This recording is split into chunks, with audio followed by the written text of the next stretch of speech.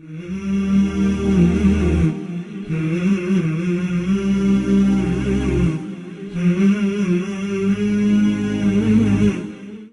اللہ الرحمن الرحیم۔ آج ہمارا سبق نمبر 8 میں ہے۔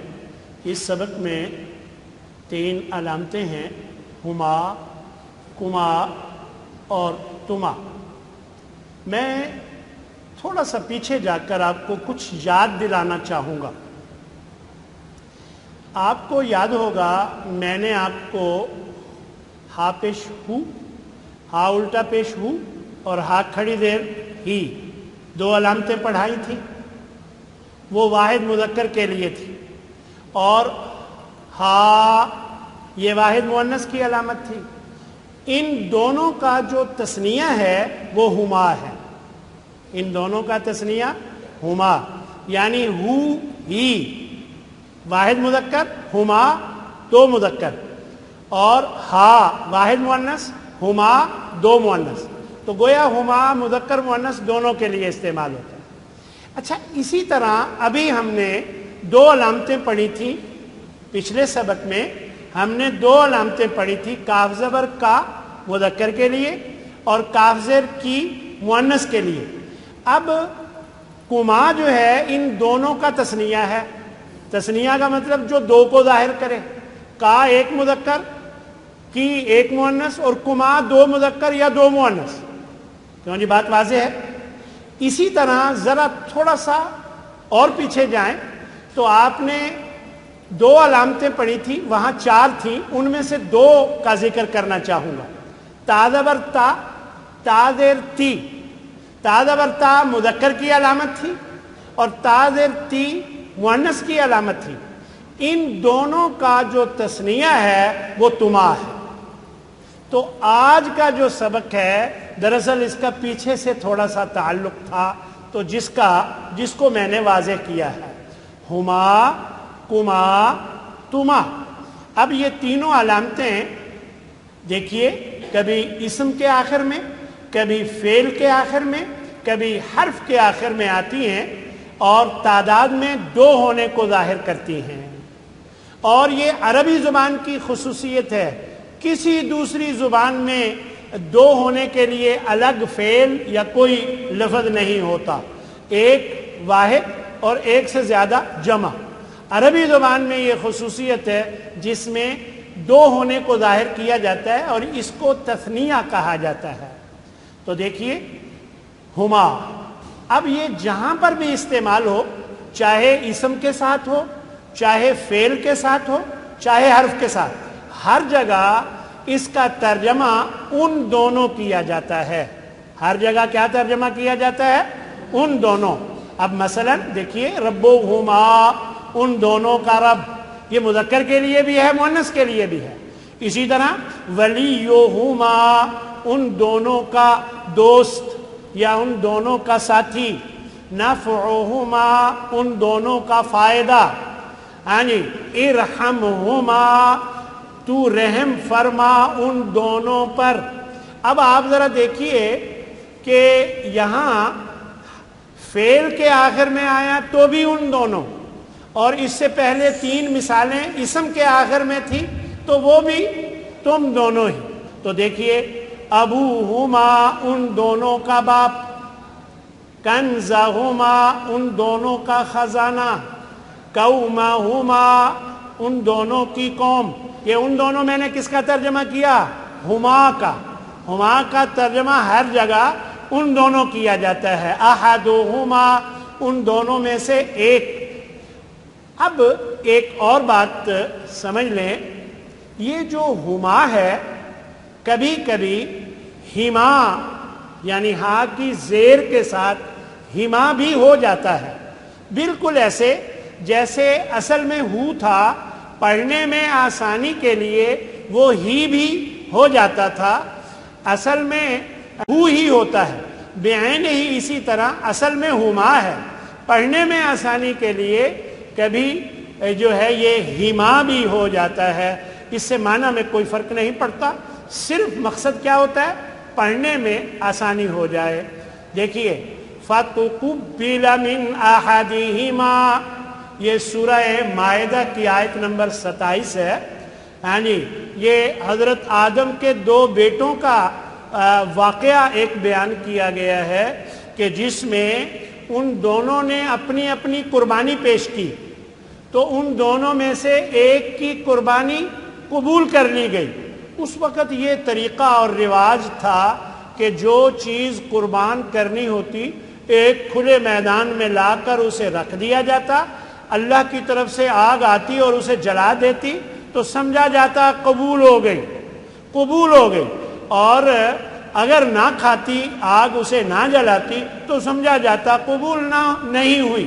تو اس طرح حابیل اور قابیل, آدم علیہ السلام کے 2 بیٹے تھے, تو حابیل کی قربانی قبول ہو گئی اور قابیل کی قربانی قبول نہ ہوئی. تو وہ بات اللہ نے یہاں بیان فرمائی. تو آپ کو یاد ہوگا پھر قابیل نے حابیل کو قتل کر دیا تھا. تو یہ دنیا کا پہلا قتل تھا جو کیا گیا تھا. یہاں کیا ہے؟ فَتُقُبِّلَ مِنْ أَحَدِهِمَا, پس قبول کی گئی ان دونوں میں سے ایک کی قربانی. پس قبول کی گئی ان دونوں میں سے ایک. یہ ان دونوں میں نے کس کا ترجمہ کیا؟ ہما کا. یہ اصل میں ہما تھا. اب زیر کے بعد پیش کو پڑھنا.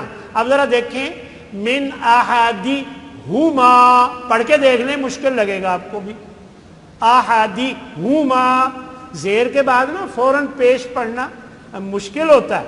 تو اس لیے اسے زیر دے کر ہا کو آسانی پیدا کی گئی.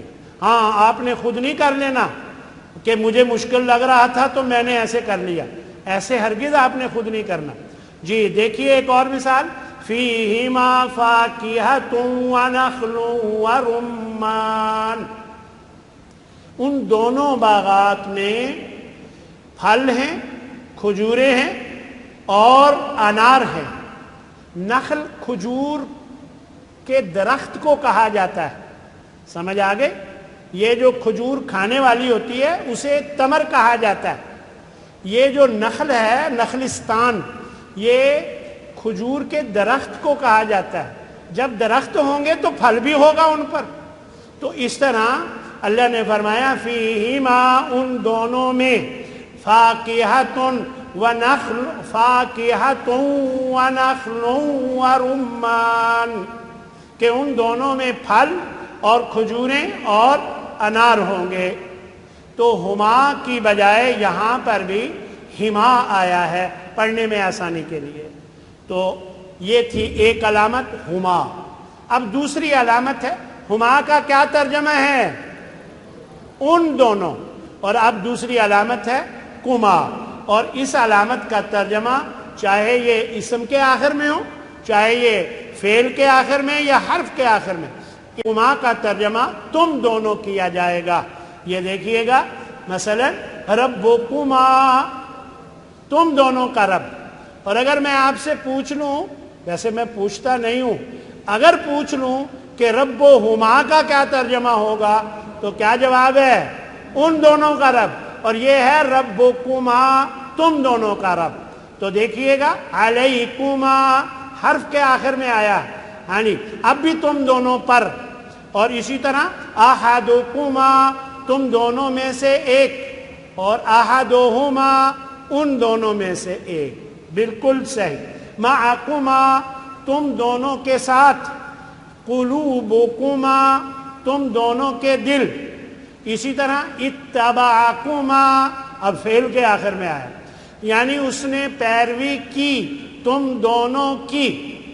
تو یہاں ہر جگہ, چاہے اسم کے آخر میں, چاہے فعل کے آخر میں, چاہے حرف کے آخر میں, ہر جگہ کیا ترجمہ ہو رہا ہے؟ تم دونوں. یہ 2 علامتیں میں نے بتا دی, ہما ان دونوں اور کما تم دونوں. دیکھیں کما کے بارے میں آپ کو یاد ہوگا, میں نے یہ بتایا کہ یہ اسم, فعل, حرف تینوں کے آخر میں آ جاتا ہے. اب جو علامت آ رہی ہے تما, یہ ترجمہ اس کا بھی تم دونوں ہے, لیکن یہ علامت صرف فعل کے آخر میں آتی ہے. یہ علامت صرف فعل کے آخر میں آتی ہے. اور اتفاق ہے کہ پورے قرآن مجید میں صرف یہ ایک فعل کے ساتھ آئی ہے اور وہ فعل 2-3 مرتبہ استعمال ہوا ہے، صرف ایک فعل کے ساتھ یہ علامت آئی۔ وہ دیکھیے شئتما، تم دونوں نے چاہا۔ اور جب حضرت آدم اور حوا کا واقعہ آتا ہے نا کہ اللہ نے انہیں ایک درخت سے منع فرمایا کہ اس کا پھل نہیں کھانا، اور باقی جس جگہ سے تم دونوں چاہو کھاؤ، وہاں پر فرمایا ہے اسو شئتما، جہاں سے تم دونوں چاہو۔ تو یہ شئتما یہ ایک فعل ہے پورے قرآن مجید میں، یہ علامت صرف ایک فعل کے ساتھ آئی ہے۔ البتہ یہ فعل 2-3 جگہ استعمال ضرور ہوا ہے۔ اور ایک لفظ ہے انتما، یہ انتما میں ان الگ اور تما الگ نہیں ہے، کیونکہ اس میں اس کا ترجمہ بھی تم دونوں ہے، تو اس لیے یہاں آپ کو تعارف کے لیے یہ بھی بتا دیا گیا ہے، وگرنہ انتما جو ہے یہ ضمیر ہے، یہ اسم ہے، اور معنی اس کا بھی تم دونوں ہے۔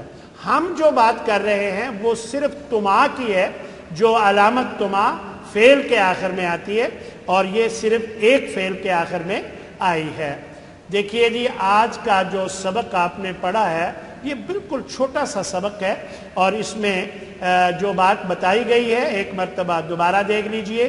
ہما وہ دونوں، کما تم دونوں، اور تما بھی تم دونوں۔